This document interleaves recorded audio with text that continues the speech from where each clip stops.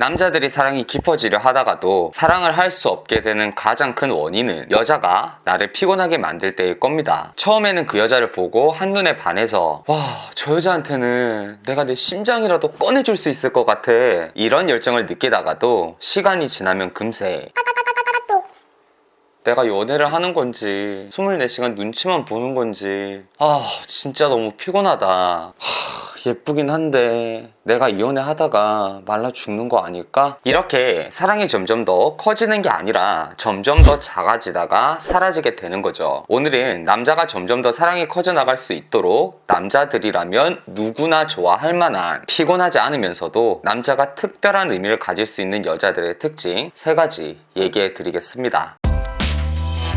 우리가 상대방을 피곤하게 하는 이유는 2가지가 있어요. 하나는 당연하게도 우리 감정이 만족하기 위해서고, 또 하나는 내 기준이 너무 확고해서 그렇습니다. 첫 번째 감정에 대해서는 이 남자한테 사랑받고 싶어, 이 남자가 나를 사랑하는 걸 확인하고 싶어, 이런 욕구들이 객관적으로 너무 과하게 나오지 않았는지를 생각하며 조절을 해 나가면 되지만, 두 번째, 내 기준이 너무 확고한 경우는 우리가 가지고 있는 이 기준에 대해서 다시금 생각해 봐야 하는 경우도 많습니다. 예를 들어 남자친구가 나를 사랑한다면 일이 없을 때는 남자가 항상 나를 보고 싶어 해야만 해, 이런 기준을 가지고 있다면, 아니 주변 사람들도 그러고 남자는 정말 사랑하면 다 그렇게 한다던데? 이렇게 생각하고 넘어갈 게 아니라 이 기준의 근거가 뭔지 나 스스로에게 설명하고 납득을 시킬 수가 있어야 합니다. 하지만 이 기준의 근거가 과연 객관적으로 타당할까요? 만약 이게 타당하다면 어린 아들, 딸을 가진 아버지들은 아무리 일이 지치고 힘들어도 아들과 딸을 사랑하기 때문에 항상 주말에 힘든 몸을 이끌고 놀이공원을 데려가고 함께 놀아줘야 할 겁니다. 이렇게 하면 좋지만 당연히 그래야 하는 건 아니잖아요. 마찬가지로 남자친구가 나를 아무리 사랑하더라도 어떤 시기에는 자기 혼자만의 시간을 가지고 쉬고 싶을 수도 있고, 친구들과 PC방에 가서 게임을 하거나 사우나도 가고 밥도 먹고 거기다 바나나 우유까지 한 잔 같이 하고 싶을 수도 있는 거예요. 이렇게 내가 근거 없는 자기 확신에 의한 기준을 가지게 되면 나 스스로도 어떤 객관적인 이유가 없기 때문에 남자친구한테 감정적인 어필밖에 할 수가 없는 거죠. 그럼 남자 입장에서는 대체 왜 내가 그래야 하는지, 왜 그래야만 이 여자를 내가 사랑한다는 건지 이해를 할 수 없고 여자를 피곤해할 수밖에 없는 겁니다. 오늘은 이런 기준을 바꿀 수 있도록 남자가 피곤해하지 않는 여자의 스타일들에 대해서 말해 드릴게요.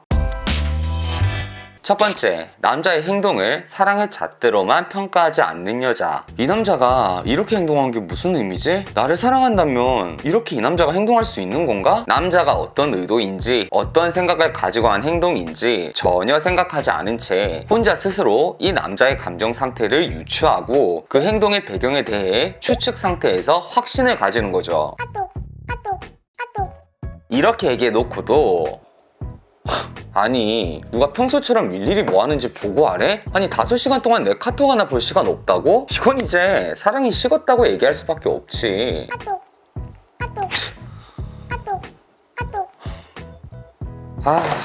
얘 또 왜 이러냐. 나 오늘 하루 종일 부장님 옆에 모시고 거래처 돌아다녔는데. 이렇게 남자의 행동에 대한 배경을 알고 그 뒤에 판단하려 하기보다는 지금 당장 내 감정이 우선인 거죠. 이렇게 습관적으로 남자의 행동에 대해 사랑이라는 잣대로만 판단하려고 하면 남자는 피곤할 수밖에 없습니다. 먼저 남자가 내 감정을 상하는 행동을 했을 때 남자에게 왜 그랬는지를 대화를 하고 그 배경에 대해서 내가 이해를 한 뒤에 내가 섭섭했던 감정에 대해서 얘기를 해도 절대 늦지 않습니다. 사랑이 식었다고 솔직히 말해도 돼.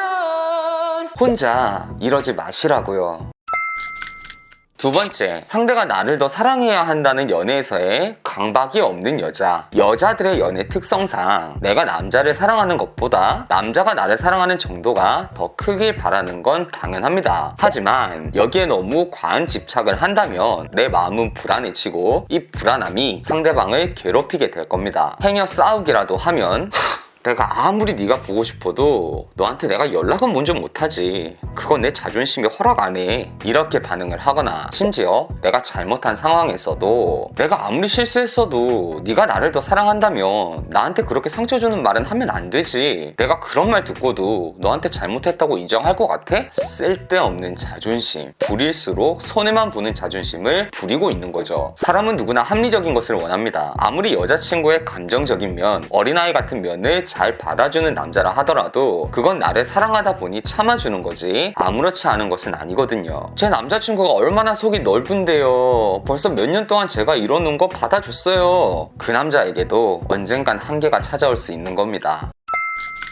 세 번째, 내가 여유가 없는 상황에서 자기 감정을 후순위에 둘 줄 아는 여자. 제 친구 중 연하와 교제를 하는 사람이 있습니다. 이 커플의 관계는 나이 차이가 나다 보니 여자친구가 해결하기 힘든 문제라도 생기면 이 친구가 나서서 간혹 이 문제를 함께 고민하고 직접 해결해 주기도 해요. 얼마 전에 여자친구가 성희롱을 당한 일이 있었다고 합니다. 그래서 그 친구는 여자친구와 가해자를 만나서 합의를 진행해야 하는 일이 있었는데, 이 친구가 나름대로 변호사에게 자문도 구하고 준비한 것들이 있는데 그 가해자가 감정적으로 호소를 하자 여자친구가 갑자기 마음이 약해진 듯한 모습을 보였다는 겁니다. 이걸 본 제 친구가 여자친구한테 너 쓸데없는 소리 하지 말고 조용히 해 라고 얘기하고 그 자리에서 합의를 원하던 방향으로 잘 마무리했다고 해요. 그런데 집에 돌아가는 길 여자친구의 표정이 안 좋더니 갑자기 울음을 터뜨리며 이렇게 얘기했다고 합니다. 오빠가 아까 내 말 끊었을 때 난 오빠한테 철저히 무시당하는 기분이었어. 이 말을 들은 제 친구는, 아니 그런 게 아니라 우리가 문제 해결을 하고 있는데 네가 하려는 말들이 우리가 문제 해결을 하는데 장애물이 되는 그런 말을 하려 했잖아. 이렇게 설명을 했음에도 불구하고 여자친구는 아무리 그래도 나한테 그 자리에서 그렇게 말하는 게 너무 섭섭했어 이렇게 얘기를 했다고 해요. 사람에 따라 이런 문제를 맞닥뜨렸을 때 해결하는 방식이 모두 다르다곤 하지만 제 친구 입장에서는 여자친구가 당한 피해에 대한 보상을 가장 좋은 결과로 이끌려고 했을 뿐인데 여자친구의 감정을 무시하는 강압적인 남자친구가 되어버린 거죠. 그 뒤에 저랑 술을 한잔 하면서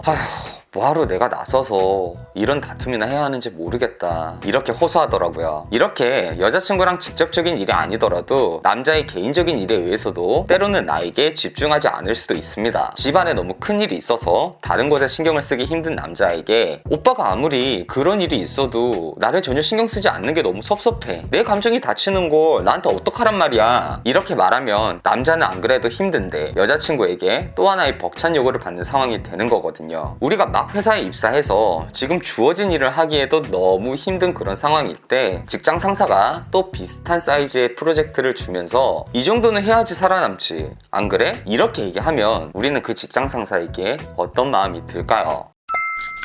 남자는 여러분만의 터미네이터가 아닙니다. 때로는 여러분에게 기대고도 싶어 하고 위로도 받고 싶어 할 수도 있습니다. 평소에는 비록 나도 내 감정이 중요하더라도 남자가 이렇게 힘든 상황에서 나보다 남자의 감정을 먼저 생각해 줄 수 있는 그런 여자가 가면 갈수록 더 사랑받게 되는 거죠. 우리가 연애를 하면서 스트레스를 받고 싶어 하지 않듯이 남자들도 마찬가지로 스트레스를 받지 않는 마음 편한 연애를 바라곤 합니다. 내가 남자의 노력을 받고 싶다고 어떤 상황에서도 내가 우선순위가 되고 싶다고 남자를 피곤하게 하면 그건 오히려 남자의 애정을 떨어뜨리는 행동에 불과하게 되는 거죠. 영상을 보고 남자에게 그래 이 여자랑 있으면 너무 마음이 편해 이렇게 편안하게 사랑할 수 있는 사람이 또 있을까? 이런 생각을 하게 만들 준비가 되셨다면 구독과 좋아요 그리고 댓글로 여러분의 이야기를 들려주세요. 저는 여러분의 연애를 맛있게 요리해 드리는 연애 맛집의 연애 셰프 주인장이었습니다.